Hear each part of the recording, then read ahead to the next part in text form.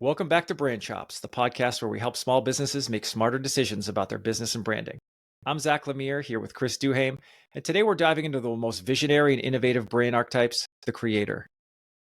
And if you've been following along, we've covered the innocent, the explorer, the sage, the hero, the rebel, the magician, the everyman, the lover, the jester, and the caregiver. Today we're shifting gears to the creator, where this brand thrives on originality, self-expression, and making something truly unique. Yeah, and as you said in a previous episode, I do really believe that I've got heavy creator vibes in my archetype, and I love this archetype so much because creator brands aren't just selling products; they're bringing ideas to life. If your business is built on innovation or artistry or craftsmanship, this episode is definitely for you.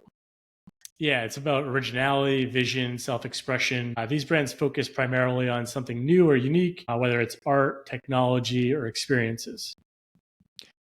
Yeah, and that's why some of the most well-known creator brands are in industries like design, media, fashion, tech, and even just content creation. If you think about brands like Apple, Lego, Adobe, Crayola, those are great brands that are in the creator archetype. Yeah, Apple's a great example with their slogan, Think Different. They're the ultimate creator brand. They're not about just selling computers. They're about selling beauty, cutting edge technology, and they want it to fuel its creativity. Yeah, I think in one, and I don't know if this is backed by facts or not, but it was in one of the two Steve Jobs films. They talked about why Apple was the choice of the name. And they were like, because it's the fruit of creation. And I'm not sure if that's backed by facts, but it sounds pretty accurate. And that seems like that's the vibe that you would have to get when you're thinking of a brand that's going to last beyond the first year, first 10 years. It's the fruit of creation. It's pretty profound. But then you move to things like Lego. Their entire brand is built around creativity and imagination, right? Their products give people the tools to build, explore, create whatever they can dream up. So yeah, if your brand is about empowering creativity, bringing new ideas to life, or just challenging the way things are traditionally done, the creator archetype could be the perfect fit. So how does the creator brand attract the right customers? They attract customers who crave originality. They love self-expression and want to be part of something unique. This is what I always say. Like, I hate things. If it's cool, I hate it because it's status quo. It's built for the masses. I like weird things that come out of nowhere, that are just truly unique and trying to come at a solution from a very different angle. I love that. So the creator archetype want to be part of something unique. They're people who value art, creativity, pushing boundaries. Yeah, I think you're right. It's the people that don't like the cookie cutter, the mass produced items. They want something that's custom, done just for them. They like the craftsmanship and the experience of expressing themselves. So how do creator brands speak to their customers? Just like every other archetype, messaging is key. These brands use inspiring, visionary language like unleash your creativity and designed for dreamers, or your imagination is the only limit, or create without boundaries, or crafted for visionaries.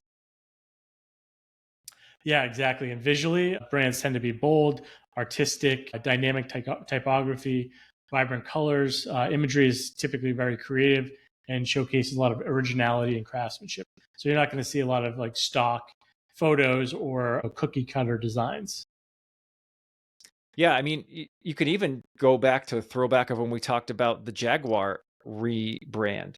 They really had some creative people in there doing some wild stuff with the colors, with the shapes, with the style of the car, with the logo, with the fonts, with the models that they chose and the color schemes they chose. It was wild, but guess what? It got huge amount of eyeballs. Love it or hate it, we're talking about it.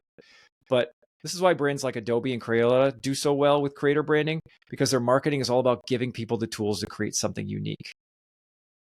Yeah, exactly. So let's talk a little bit about some of the common mistakes that creative brands make. So although creative branding is super powerful, there's definitely some mistakes that businesses should avoid. The first mistake is focusing too much on artistry, but without having a clear message in mind.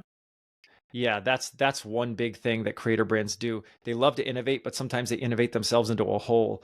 So creator brands love innovation and self-expression, but if your messaging is too abstract or artsy, customers might not understand what you're actually selling, which, going back to the Jaguar, is part of the biggest part of the backlash. They didn't understand, like, this is not the brand that I bought into. This is not the high-end luxury vehicle that gives me a status symbol anymore. It's kind of a joke now. I'm not sure where they're at now, but they definitely got a lot of backlash. Yeah, they definitely did not keep their audience in mind, or the archetype of their audience in mind when they did that. Another mistake a lot of these brands will make is they overcomplicate their brand. So sometimes creator brands try to be so different that it's too complex, it could be confusing or inaccessible. And one more is not balancing creativity with practicality. So creator brands thrive on originality, but if a product isn't functional or a service isn't user-friendly, customers will go elsewhere. And I know that we're very much fanboys of Liquid Death on this show. And I saw something the other day that was interesting. Liquid Death is now coming out with a Fruity Pebbles flavored drink. And it's like their brand is now shifting in the way that was not originally intended. And I think they're just trying to buy more market share because they were originally trying to be the anti-brand, not ever going to work with these companies and not have these colors or these flavors, or they were almost against those type of companies. And now they're partnering with them, which is muddying their brand a little bit. All right, so let's talk a little bit about how small businesses can use that creator archetype effectively. If you're listening and you think that, okay, this sounds like maybe my audience, let's learn a little bit more about how you can effectively capitalize on that. Step 1, focus on storytelling. Creator brands aren't just selling a product, they're selling a vision and an experience, and you got to use your brand's backstory and creative process to build a connection with customers. Yep. And make sure you highlight craftsmanship, originality. If you're an artist, designer, or innovator, showcase what makes your product unique or different. Do some behind the scenes content that gives you access to your creative process. Maybe do some limited edition releases or creative collaborations. I know obviously like brands like Nike and things like that will do some of those with singers, artists, things along those lines. I know that McDonald's does the same as well with rappers and musicians, and those are some ways that they can get into that creator mindset. Yeah, absolutely. And step 3, build a community of creators. We talk about this a lot as a step at the end, building that community. Your customers are creative people too. So invite them to share their work, participate in your brand story, engage in creative challenges. I used to be a part of a creative community way back in the day, like we're talking like 2003. It was called Yay Hooray, and it was invite only. But it was really cool. It was filled with artists. And what they would do sometimes is they would literally they'd have these art projects. And one time they would say, okay, here's a grid of like Madonna's face. And they would cut a slice out of Madonna's face. And then everybody would get that slice and they would be able to do whatever they want with their slice. And then they come back together and they have this new piece of art. But what they were doing was they were actually shipping it to people's houses to do it. And then there was also a way to do it digitally, but it was cool and it was exclusive because it was invite only and you had to be, and you had to engage a certain amount of time. It was actually built by the people who have Threadless t-shirts. I don't know if you know who Threadless is, but they have really creative t-shirts. But you're right. You really got to create that community and give them challenges to engage because they're always looking to create. Yeah, it's about visual storytelling. Creator brands tend to thrive on stunning design, inspirational photography, dynamic content. Invest in branding that reflects your artistic vision. All right, so final takeaways and calls to action. We're going to recap here. The creator brand archetype is all about originality, self-expression, and visionary thinking. If your business is built on creativity, craftsmanship, or artistic innovation, this might be your brand identity. Yeah, and to make it work, focus on strong storytelling, high quality design, inspirational messaging, and avoid being too abstract, complicated, or sacrificing function for creativity. Yeah, that's true. And even Mr. Beast, one of his big things, and he's like the top creator in the world, is he's always looking to do something that's never been done before.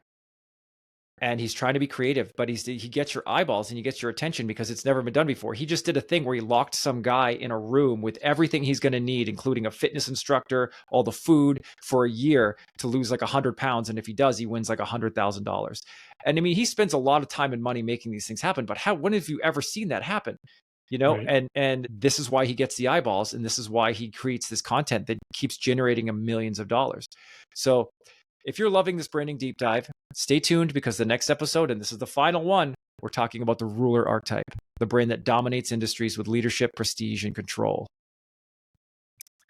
And as always, if you've got value from today's episode, subscribe, leave a review, or let us know your biggest branding challenges. We might be able to feature them in an upcoming episode.